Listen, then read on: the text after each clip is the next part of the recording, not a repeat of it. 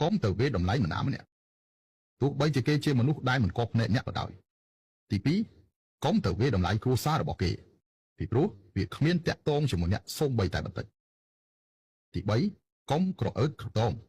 ពីព្រោះថ្ងៃស្អែកអ្នកអាចនឹងបាត់បង់អំណាចទី4កុំធ្វើអស្ចារ្យពេកអ្នកត្រូវយល់ថាគ្មានអ្នកណាខ្សោយជាងអ្នកទេសរុបមកធ្វើជាមនុស្សត្រូវចេះដាក់ខ្លួនបន្តិចទី5កុំទៅធ្វើបាបគេពីព្រោះកម្មពៀយូរនឹងឆាប់គង់នឹងមកដល់ទី6កុំទៅវាតម្លៃគេល្អឬអាក្រក់ពីព្រោះគេមិនប៉ះពាល់ដល់ការហូបចុករបស់អ្នកទេទី7កុំទៅវាតម្លៃគុណធម៌របស់គេពីព្រោះអ្នកមិនឃើញថាថ្លៃថ្នូរជាងគេទេទី8កុំទៅវាតម្លៃចំណេះដឹងរបស់គេ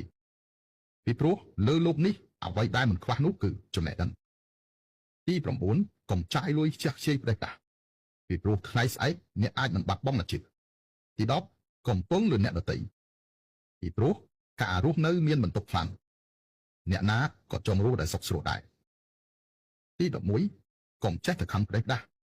អ្នកណាក៏មិនជំពាក់អ្នកដែរឥឡូវនេះលំបាកវេទនាណាស់រងចាំមួយរយៈទៀតងាកក្រោយមើល